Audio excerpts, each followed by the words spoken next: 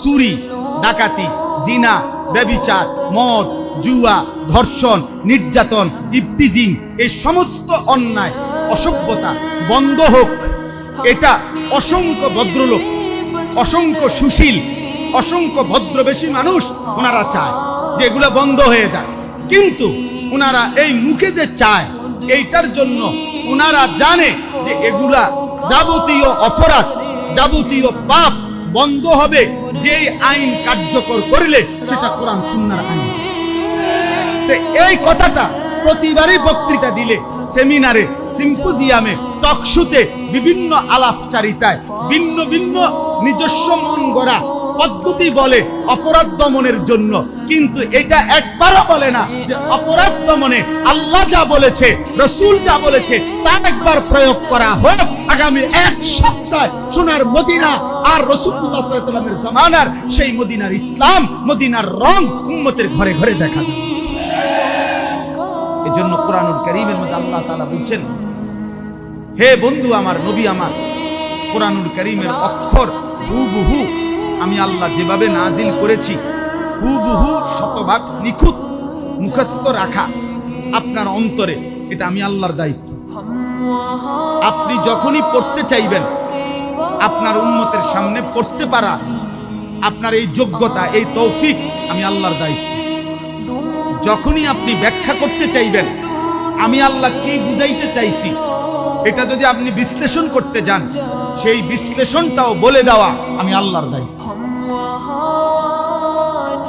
এটা আমার জিম্মা। লা তুহাররিক বিহি লিসানাকা লিতাজারা বিহি ইন্না আলাইনা জামআহু ওয়া কুরআনা।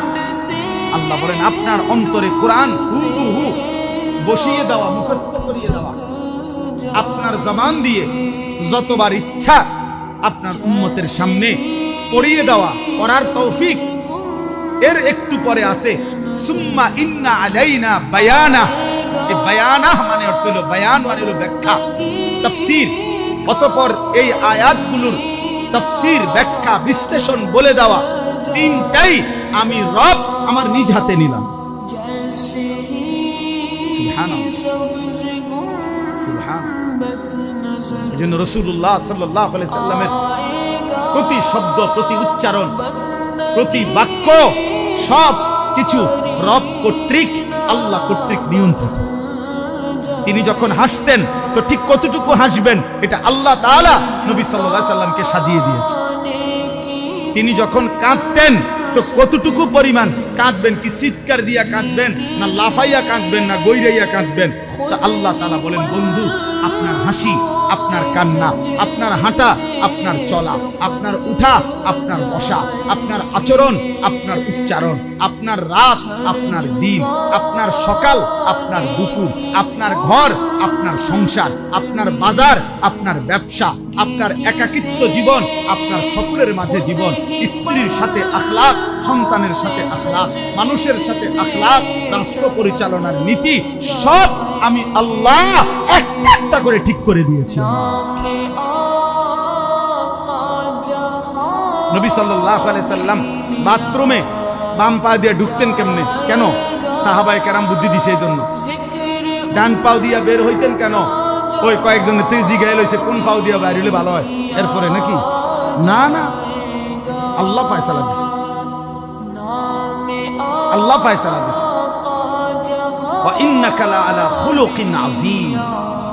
আল্লাহ কসম করে বলেছেন, বন্ধু আমার, দোস্ত আমার, আমি আল্লাহ কসম করে বলছি, আপনাকেই আমি আল্লাহ তাআলা চরিত্রের সম্পূর্ণ সর্বোচ্চ আখলাকের নীতি, নৈতিকতা, চরিত্র, ব্যবহার, আখলাক, উত্তম আচরণ বলতে যা বুঝায় সবকিছুর সর্বোচ্চ মাত্রা, পূর্ণ শিখর আমি আপনাকে দিয়েই, সর্বোচ্চ পূর্ণাঙ্গ চরিত্র আখলাক দিয়েই সাজিয়ে আমি আল্লাহ আপনাকে আছে খুবা হামাদারান তু তনহাদার। আল্লামা ইকবাল এর জন্য বলছে, হে নবী মুহাম্মদ, ১৬ লক্ষ নবী এবং রাসূলের যত গুণ, যত সিফাত, সব যদি সব নবীর মুজিজা আদম থেকে ঈসা আপনার একার মাঝে যদি তালাশ করি, আছে খুবা হামাদারান তু তনহাদারি, আপনি একাই সব। একাই সুন্দর। আপনার হাসিও সেরা, আপনার কান্নাও সেরা, আপনার সব সুন্দর, সব সুন্দর, সব সুন্দর, সব সুন্দর। আপনার পরে কোনো কিছুতে, কোনো কিছুর জন্য একটা সুতার বুদ্ধি, এক সুতা, একটা কথা, নতুন বুদ্ধি, নতুন পরামর্শ, নতুন কোন পদ্ধতি বলার জন্য আল্লাহ বলছে বন্ধু আর কোনো দরকার নাই।